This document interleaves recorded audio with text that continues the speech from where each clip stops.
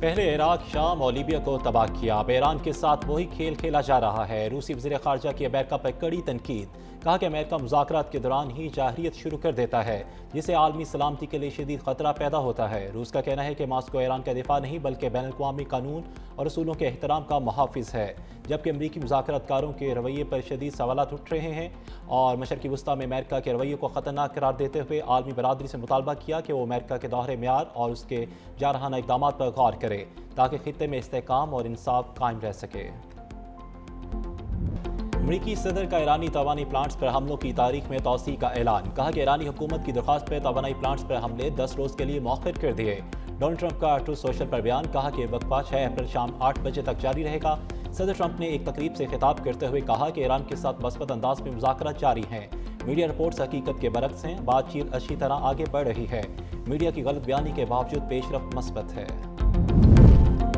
ایران کا جوہری عدم پھیلاؤ معاہدے سے دستبرداری پر غور، ایرانی حکام کا کہنا ہے کہ NPT رکنیت کے باوجود پرامن جوہری توانائی سے کوئی فائدہ نہیں ملا۔ معاہدے کے باوجود ایران پر حملہ کیا گیا، پرامن جوہری پلانٹس کو تحفظ فراہم نہیں کیا گیا۔ اسرائیل NPT کا رکن نہیں لیکن اس پر کوئی دباؤ نہیں۔ اسرائیلی جوہری پلانٹ سب کو معلوم مگر عالمی برادری خاموش ہے۔ معاہدے کی خلاف ورزی کے ایران پر غلط الزام لگا کر حملہ کیا گیا۔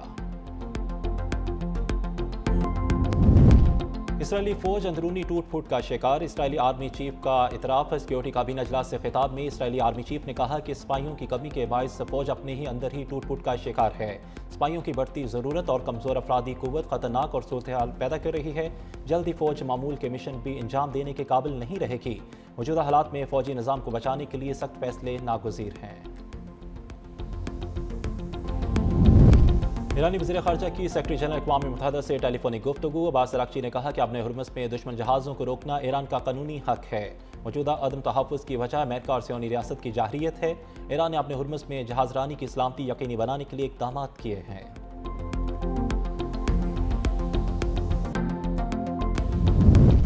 اپنے ہرمز سے توانائی کی ترسیل میں اضافہ، امریکی وزیر خارجہ مارکو روبیو کی میڈیا سے گفتگو، کہا کہ ثالث ممالک ایران کے ساتھ پیغامات کا تبادلہ کر رہے ہیں۔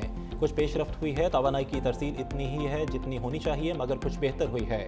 پیغامات کے تبادلے کا عمل جاری ہے، میڈیا میں اس پر بات نہیں کی جائے گی۔ اگر ایران دھمکانا بند کر دے تو اپنے ہرمز کل ہی کھل سکتی ہے۔ جو ممالک عالمی قوانین کی پرواہ کرتے ہیں انہیں اس معاملے پر اقدام کرنا چاہیے۔ پینٹاگون کا مشرق وسطیٰ میں اضافی 10,000 زمینی فوجی بھیجنے پر غور، وال سٹریٹ جرنل رپورٹ کے مطابق امریکہ ایران کے ساتھ جاری کشیدگی میں مزید فوجی آپریشنز زیر غور رکھنا چاہتا ہے۔ امریکی محکمہ جنگ کے حکام منصوبے پر کام کر رہے ہیں۔ ٹرمپ کی ایک جانب امن مذاکرات پر غور جبکہ دوسری جانب فوجی تیاریوں کو بھی بڑھا رہے ہیں۔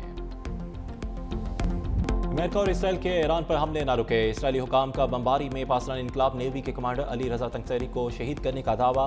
اسرائیلی میڈیا کے مطابق علی رضا تنگسیری کا ہرمز بند کروانے میں اہم کردار تھا۔ مشہد میں بمباری کے بعد آگ بھڑک اٹھی، تہران، کراچ اور شہریات میں دھماکے سنے گئے۔ امریکی سینٹکام کا کہنا ہے کہ ایران کے اب تک 10,000 سے زائد اہداف کو نشانہ بنایا۔ حملوں میں 300 امریکی فوجی زخمی ہوئے۔ ایران کے 92% بحری جہاز تباہ کر چکے، راکٹ ساز فیکٹریاں مکمل یا جزوی تباہ ہو چکی۔ اسرائیل کی لبنان میں بھی بمباری، حملوں میں 5 شہری جاں بحق ہو گئے۔ ایران کی اسرائیل پر جوابی وار، حیفا میں پاور پلانٹ کو پھر نشانہ بنایا، راکٹ کے کچھ حصے نیگیوس کے سراہی علاقے پر بھی گرے۔ دھماکے کے بعد دھوئیں کے بادل چھا گئے، ایرانی میزائل اور کلسٹر گرنے سے اسرائیل کے وسطی علاقوں میں بھاری نقصان۔ حزب اللہ نے تیل ابیب میں اسرائیل فوجی ہیڈ کوارٹرز پر میزائل داغ دیے، اسرائیل لڑاکا طیاروں کے ایندھن کے ٹینک بھی تباہ کر دیے۔ پاسداران انقلاب کا دعویٰ، کہا کہ مشرقی بحیرہ روم میں اسرائیلی فوجی جہازوں کو نشانہ بنایا ہے، ہم طاقت کے ساتھ جارحیت کے ہر مرکز کو نشانہ بنائیں گے۔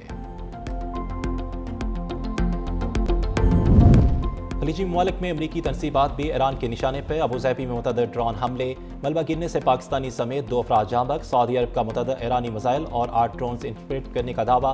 پاسداران انقلاب کا کہنا ہے کہ مشرقی وسطیٰ میں تمام امریکی اڈے تباہ کر دیے، اب امریکی کمانڈرز اور فوجیوں کی تلاش جاری ہے۔ نیویارک ٹائمز کی رپورٹ کے مطابق ایرانی حملوں کے باعث امریکی فوج ورک فرام ہوم پر مجبور ہے، ایرانی حملوں کی وجہ سے امریکی اڈوں پر تباہی ہوئی ہے، اڈے ناقابل رہائش ہیں۔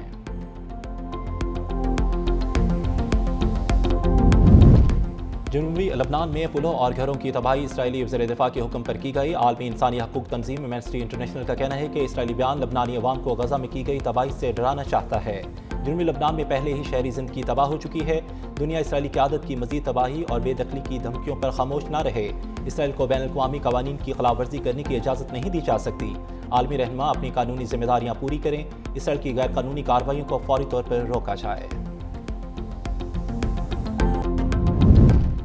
بیلجیم کے رکن یورپی پارلیمنٹ مارک بوٹینگا نے یورپ کی دوہری پالیسی بے نقاب کر دی۔ کہا کہ یورپ روس پر پابندیاں لگاتا لیکن امریکہ کی ایران پر بمباری کا حامی ہے۔ روس کے قبضے کی مذمت لیکن اسرائیل کے فلسطین اور لبنان پہ قبضے کی حمایت کی جاتی ہے۔ مخالف ممالک پہ الزام لگانے والا یورپ اپنے اتحادیوں کے لیے نرم رویہ رکھتا ہے۔ مارک بوٹینگا کے مطابق یورپ کا دوہرا معیار دنیا کو انتشار اور جنگ کی طرف دھکیل رہا ہے۔ آج کا یورپ بھلائی کا محافظ نہیں بلکہ جرم کا شریکار ہے۔ عالمی منڈی میں تیل کی قیمتوں میں اتار چڑھاؤ۔ امریکی صدر ڈونلڈ ٹرمپ کے اعلان کے بعد بیرنٹ اور WTI کی قیمتوں میں کمی۔ بیرنٹ $106 جبکہ WTI $93 فی بیرل تک گر گیا۔ ایران کی جانب سے پاکستانی جہازوں کا اپنے ہرمز سے گزرنے کی اجازت۔ ماہرین کے مطابق ٹرمپ کے بیانات سے آئل مارکیٹس غیر یقینی صورتحال کا شکار ہے۔ مذاکرات کی کوششیں۔ امریکہ اور اسرائیل نے 2 ایرانی رہنماؤں کو عارضی طور پر اپنی ٹارگٹ لسٹ سے ہٹا دیا۔ وال اسٹریٹ جرنل کی رپورٹ کے مطابق امریکی حکام کا کہنا ہے کہ ایرانی پارلیمنٹ کے اسپیکر محمد باقر کالیباف اور وزیر خارجہ عباس اراغچی کا نام 4 سے 5 روز کے لیے ہٹایا۔ یہ اقدام ڈونلڈ ٹرمپ کی جانب سے جنگ کے خاتمے کے لیے اعلی سطح مذاکرات کی راہ ہموار کرنے کے تناظر میں کیا گیا۔ ترکی، پاکستان اور مصر کے ثالثین امریکہ اور ایران کے درمیان فوری مذاکرات کے لیے قائل کرنے کو کوشش کر رہے ہیں تاکہ جنگ بندی ہو سکے جس کے بعد مذاکرات ممکن ہوں۔ رائٹرز کے مطابق امریکہ نے دونوں ایرانی رہنماؤں کا نام پاکستان کی درخواست پر ہٹ لسٹ سے نکالا۔ پاکستان نے مذاکرات کے لیے دونوں رہنماؤں کا ہونا ضروری قرار دیا تھا۔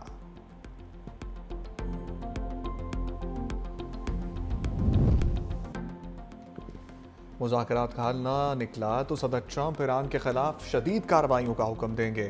واشنگٹن پوسٹ کی رپورٹ کے مطابق پینٹاگن ایران جنگ میں فیصلہ کن حملے کے لیے مختلف آپریشنز پر غور کر رہا ہے۔ یوکرین کے لیے مختص ہتھیاروں کو مشرق وسطیٰ منتقل کرنے پر بھی غور جاری ہے۔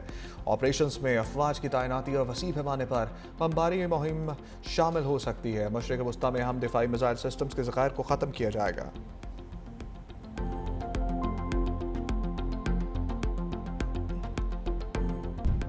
خلیجی ممالک میں امریکی تنصیبات ایران کے نشانے پر۔ ابوظہبی میں متعدد ڈرون حملے۔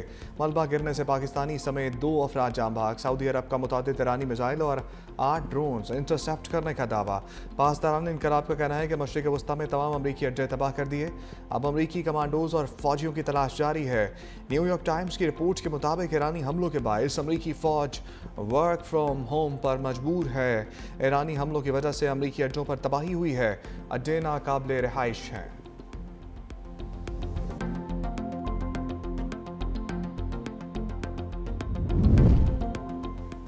سعودی عرب پاکستان کی دانشمندانہ سفارتکاری کا معترف۔ سعودی سفیر نواف بن سعید احمد المالکی کا کہنا ہے کہ سعودی عرب اور خلیجی ممالک میں ایرانی حملے انتہائی تشویش کا باعث ہیں۔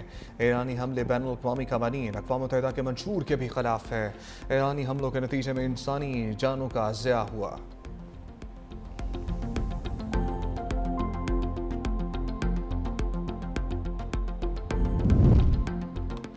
پاکستان خطے میں امن کے لیے اہم کردار ادا کر رہا ہے۔ پاکستان کی سفارتی کوششیں جاری ہیں۔